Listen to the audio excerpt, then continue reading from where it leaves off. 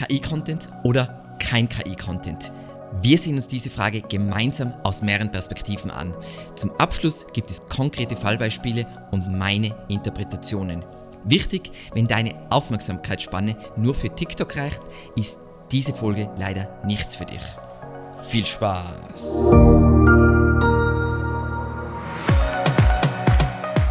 Damit wir auch wirklich über dasselbe sprechen, was ist KI-Content?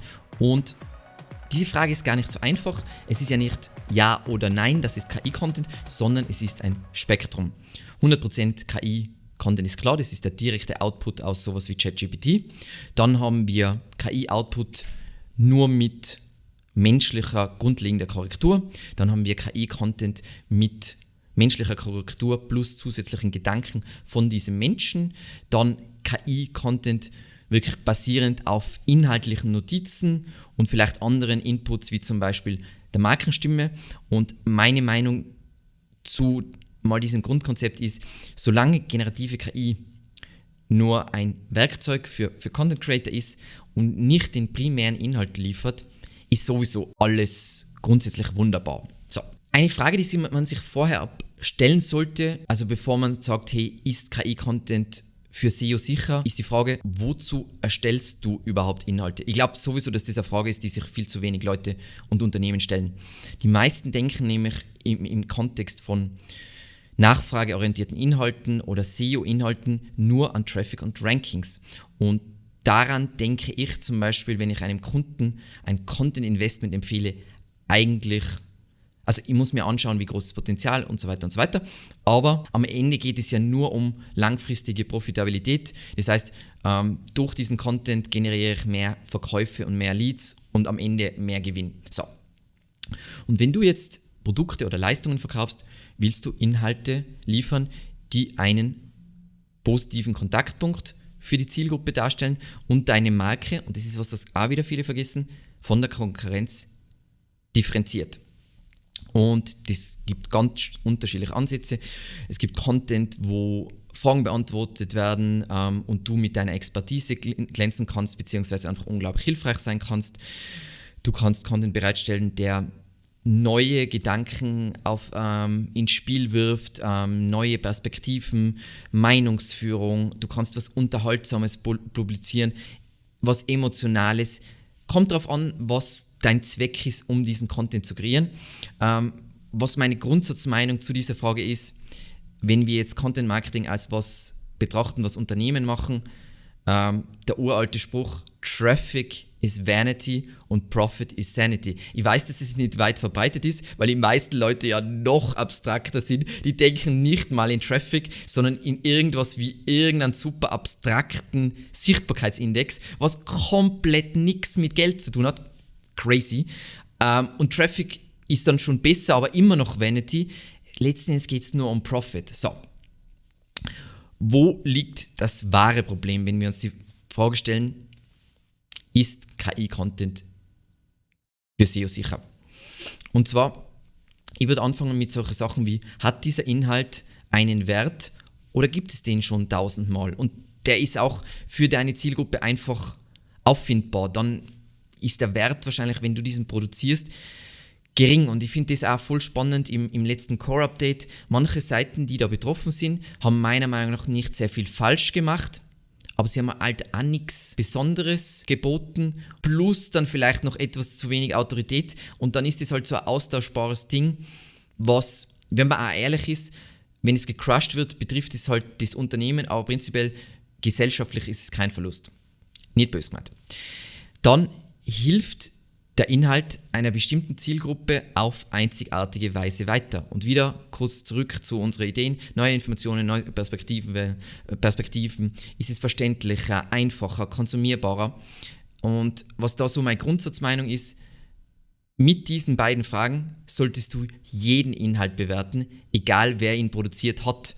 Weil was viele SEOs in den letzten Jahren produziert haben, dieses Skyscraper-Scheiße, wie ich sie gerne nenne, ist ja nur, ich schreibe von die Top 3 ab, ohne jemals irgendwelche Gedanken zu machen und füge halt nochmal irgendwas dazu, dass es noch länger ist. Das kann generative KI weit besser als ein Mensch. ist auch nicht Content Marketing, ist auch nicht gutes Marketing, ist Müll. So, was sind jetzt die Grenzen von generativer KI? Die sind wichtig bei dieser Frage, weil es gibt mehrere Grenzen. Zum einen gibt es die Grenze mit synthetische Daten, also KI-Outputs. Wenn KI-Outputs in die Trainingsdaten kommen von Sprachmodellen, dann vergiften sie diese Sprachmodelle. Das heißt, das degeneriert, wenn du jetzt, du willst jetzt GPT-5 rausbringen und trainierst es auf KI-Outputs, nicht gut.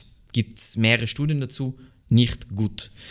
Toller Artikel dazu ist von TechTarget, wo sie das Problem sehr gut erklären, und da ist zum Beispiel sowas wie Companies that were able to scrape the web before AI pollution will have an advantage over those scraping the post-ChatGPT web for quality training data. Voll wichtig, total interessanter Artikel und so formuliert, dass auch jemand wie ich, der kein absoluter Experte für dieses Thema ist, das gut verstehen kann. So, was impliziert das jetzt? Das heißt, KI-Content ist der Feind jeder Plattform, die ein LLM betreibt. Und alle großen Tech-Firmen entwickeln ihre eigenen LLMs und Google hat sein eigenes LLM. Das heißt, Plattformen werden Abwehrmechanismen einführen. Ja, ich weiß, aktuell kann Google das nicht direkt einfach algorithmisch schnell erkennen. Alles klar. Aber sie werden Abwehrmechanismen etablieren, weil das eine Gefahr für ihr Modell ist, für ihr Geschäftsmodell. Zum einen jetzt als Beispiel Google. Google beantwortet die Fragen jetzt selber mit KI in den SERPs, basierend aber auf menschlichen, auf Seiten. Die brauchen keinen KI-Output und die wollen auch keinen KI-Output ranken. Und es ist vollkommen okay, wenn du das anders siehst und blablabla, aber dann darfst du halt nicht weinen gehen auf Reddit, wenn dich Google dann auslöscht. Dann ist einfach so, ja, ich war mir der Risiken bewusst und das ist jetzt so. Dann, was voll spannend ist, das geht damit einher, generative KI braucht menschlichen Input. Und da gibt es einen tollen Artikel von Kevin Indig in seinem Growth Memo über Labeled, und da schreibt er, es ist schon so, das Problem ist, wenn du jetzt Sprachmodelle weiter trainieren willst, es gibt einfach keine Inhalte mehr, keine menschlichen Inhalte, weil die sind konsumiert worden, es gibt jetzt nicht mehr. Und was diese Firmen jetzt schon machen, ist, die stellen Menschen an, Inhalte zu produzieren, die nirgends publiziert werden und sonst nicht monetarisiert werden, sondern nur um diese Inhalte dem LLM zu füttern, um es zu konsumieren. Nur, dass du verstehst, wie unvorstellbar wichtig alles kollabiert, wenn es keine menschlichen Inhalte gibt. So, was ist jetzt generative KI? Aus meiner Sicht, aus meinem Verständnis. Es ist nur ein neues Interface, um auf Informationen zuzugreifen. Generative KI braucht immer einen Abrufaspekt, basierend auf einem Index und einem Ranking. Was? Index? Ranking? Woraus kennen wir das? Ja, nach was klingt das? Ja, SEO ist ungefähr 100x wichtiger geworden und nicht tot, sondern 100x wichtiger geworden seitdem, weil egal wo du in Zukunft ranken willst, die SEOs know how it's done. Und wenn ich mir dann teilweise die Diskussionen auf LinkedIn anhöre, und ich sage jetzt nicht, ich bin Experte für generative KI, dann hört man raus, dass diese Leute höchstens ein oberflächliches Verständnis haben und es einfach nur an Unwissenheit und Unklarheit scheitert, das Ganze. Alle generativen Engines machen das. Die holen sich basierend auf existierenden Quellen und generieren dann halt einen eigenen Output. Aber was ist das Fundamentale, ohne was es nicht geht? Die menschlichen Inhalte. ChatGPT, Perplexity, SGE, Claude und alle, die noch kommen werden. So, was ist jetzt Googles Standpunkt zu KI-Content? Das wissen wir ja, nämlich da gibt es diesen Artikel, der ist schon etwas älter, schon über ein Jahr alt. Sie haben ja am Anfang gesagt, oh, KI-Content ist verboten. Jetzt ist es so, hochwertige Inhalte werden belohnt, egal woher sie kommen. Das heißt, das ist prinzipiell schon mal gut. Aber sie haben relativ schnell gemerkt, das ist schwierig, weil wir werden komplett kaputt gespammt. Deswegen im letzten Core-Update war ja ein Riesenthema Scaled Content Abuse und da sind auch sehr viele ausgelöscht wurden, heißt aber nicht jeder wurde ausgelöscht. Das ist ganz, ganz wichtig zu bedenken, nicht jeder wurde ausgelöscht. Ganz viele, die KI-Content produziert haben, wurden nicht ausgelöscht. Und was ist jetzt das Spannende daran? Man muss sich anschauen, was waren die Gemeinsamkeiten, warum die nicht ausgelöscht wurden.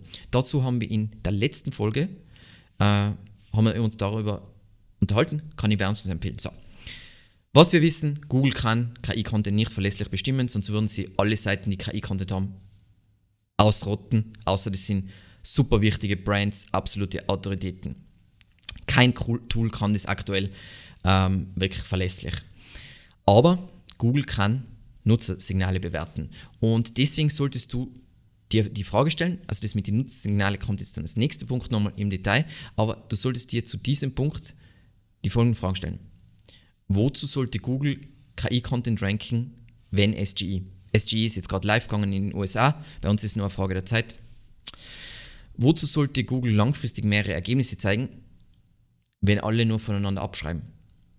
Glaube jetzt, dass Google eine Antwort liefert? Nein, weil das ist auch nicht, wie User funktionieren und ich habe vor dem generell keine Angst. Ich weiß manche, oh mein Gott, aber dann sind wir sowieso in einem kommunistischen Staat, wo es nur die Antwort der Partei gibt. Das wird nicht kommen, weil Leute wollen immer eine Auswahl haben. Aber diese zwei Sachen solltest du dir stellen. Das heißt, wenn du KI-Content machst, das ist vollkommen okay und wenn du es scalest, ist auch vollkommen okay. Du musst dir nur bewusst sein, Google wird dich früher oder später im Boden rammen, weil du gegen ihr Geschäftsmodell agierst. Und das ist dann bist halt der Black Hat SEO. So, kommen wir zu KI-Content und Nutzerzufriedenheit. Und das habe ich auch schon öfter gezeigt, aber da gibt es ja diese Leaks und da geht es letzten Endes darum, Google kann Text logischerweise nicht lesen wie ein Mensch und Qualität bewerten, sondern sie schauen auf Nutzersignale. Und jetzt gibt es manche, die sagen, ja, aber das sind alte Leaks und bla bla bla bla. Es geht nur um User und es geht nur um Userzufriedenheit bei Google. Also ich kann garantieren, dass Google Nutzerinteraktionen verwendet, auch wenn du das nicht wahrhaben willst, weil du weiterhin Schrott-SEO-Texte aus 2012 produzieren willst. So. Alle, die lange im Geschäft sind und wirklich gute SEOs sind, kennen diesen Gedanken, nämlich klassische SEO bringt dich auf die erste Seite und die Nutzersignale, gute Nutzersignale, bringen dich ganz nach vorne. Das ist eine Vereinfachung, absolut, aber sehr treffend. Bin ich jetzt der Meinung, dass KI-Content nicht ranken kann? Ich habe es jetzt schon öfter gesagt. Nein, KI-Content rankt auf jeden Fall. Wir werden uns jetzt so ein Beispiel ansehen. KI-Content rankt unglaublich gut und die großen Beispiele sind natürlich im Boden gerammt worden, weil die auch von Google manuell abgestraft worden sind. Aber es gibt ich kenne tonnenweise Black Hat SEOs, die super erfolgreich sind mit KI-Content. Warum skaliere ich dann nicht KI-Content auf Evergreen Media? Das hängt letztendlich mit dem ersten Punkt mit, warum mache ich Inhalte zusammen? Erstens, weil es die Beziehung mit euch, mit meiner Zielgruppe nach und nach killt. Was heißt KI-Content? Ich scheiße auf meine Zielgruppe, keine Wertschätzung, kein Mehrwert, nur Verarsche. Wenn du so sein willst, ist dein Ding, deswegen mache ich das nicht. Zweitens, weil es jeder einfach nachbauen kann. Wenn ich KI-Content mache, dann kann es jeder ihn so nachbauen. Easy peasy, hat zwar keine Meinung und nichts und bla bla bla bla, kann jeder nachbauen, kein Wettbewerbsvorteil. Meiner Meinung nach ist cooles Content Marketing unglaublich wichtiger Mode. Nummer 3, weil ich mich nicht selbst überflüssig mache. Natürlich, ich finde es so lustig, Leute haben Angst davor, dass sie durch generative KI überflüssig werden und sie tun alles dafür, möglichst schnell überflüssig zu werden. Finde ich amusing. Davon abgesehen, keine Plattform, auf der du online Sichtbarkeit generieren willst, egal welche Plattform, wird KI-Content auf lange Sicht belohnen. Weil die wollen alle ihre eigene Lösung und wollen es dann auch selber abgrasen. Die brauchen deinen Schrott KI-Content-Output nicht. Das heißt, wenn dein Zeithorizont über 12 Monate ist, also du bist ein echtes Unternehmen, was 5, 10 Jahre in die Zukunft denkt, dann solltest du vorsichtig mit dem Thema KI-Content umgehen. Meiner Meinung nach sind wir SEOs extrem auf dieses Thema SERP Similarity hereingefallen, weil letztendlich, was Google ja die ganze Zeit macht als Entwicklung, ist überall, wo es eigentlich einen klaren Konsens gibt und einfache Antworten, versuchen sie abzudenken. Früher mit Featured Snippets, jetzt halt mit SGE und so weiter. Und wir haben dieses Spiel ja eigentlich mitgespielt, so, haha, die Top 3, von denen schreibe ich ab und dann mache ich noch was Umfangreicheres. Um es zusammenzufassen, nicht denken, sondern abschreiben plus länger. Aber da ist generative KI unschlagbar. Und wenn du das nur kannst, dann bist du tatsächlich gecrushed. Muss ich auch ganz ehrlich sagen, dann bist du geowned. Und da gibt es einen coolen Post bei Builder Society zu dem Thema, wo das genauer erklärt wird, was ich jetzt erklärt habe mit SERP Similarity und worum es geht. Eben, du willst was liefern, was Google nicht so einfach machen kann. Und da gibt es sehr viel und da braucht man sich auch keine Sorgen machen. Kommen wir zu den Fallbeispielen. Und das ist jetzt alles durchgemischt mit Experimente rund um KI, einfach um euch mehrere Perspektiven, Sichtweisen und Ideen zu geben und damit ihr dann selber eine Entscheidung treffen könnt, ob ihr das eine gute Idee findet oder nicht und einfach ein vollumfänglicher Blick. Experiment Nummer 1, das ist von Reboot Online. Die machen immer sehr, sehr coole Studien, kann ich euch wärmstens empfehlen. Ist jetzt keine neue Studie. Und die haben so wirklich so labmäßig mit irgendwelchen komischen Keywords haben die einen Test gemacht. Ist jetzt mit irgendwelchen komischen Begriffen, ob KI oder menschlicher Content besser rankt. Und das Ergebnis ist, KI-Content rankt schlechter.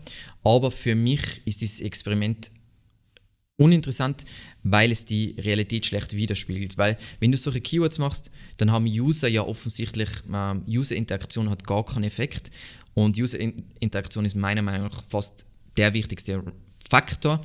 Dementsprechend ist dieses Experiment nicht so gut. Dann gibt es ein Experiment, was ihr alle kennen solltet, und zwar Causal App. Das ist ja dieser SEO Haste, ich hoffe, ich sage das Wort richtig, wo sie einfach extrem schnell Traffic raufskaliert haben mit Bullshit, KI-Content, Outputs.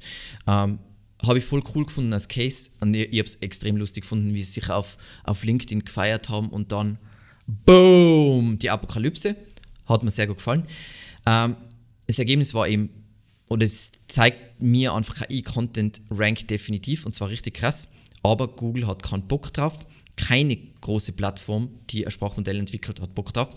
Und weil das können sie selber machen. Und ich will ja nicht in der Sparte sein, wo ich gegen Google fighte, weil das Spiel werde ich kurz oder lang verlieren. Da würden jetzt manche Black Hat SEOs sagen, nein, aber ich will jetzt nicht ein Unternehmen aufbauen auf so einen Ansatz. So.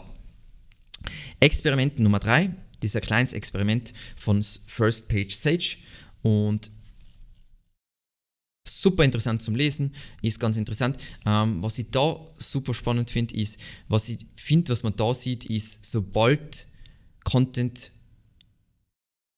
der Content Impressionen kriegt und dann Nutzerdaten gesammelt werden, dann geht es mit KI-Content bergab. Das ist auch wieder was ganz wichtig. Wenn du KI-Content produzierst, dann muss der ausreichend hilfreich sein, damit die Zielgruppe zufrieden ist und damit die Zielgruppe zufriedener ist mit deinem Content als mit dem Content von anderen, damit du natürlich gewinnen kannst. Kommen wir zu Experiment oder Fallbeispiel Nummer 4.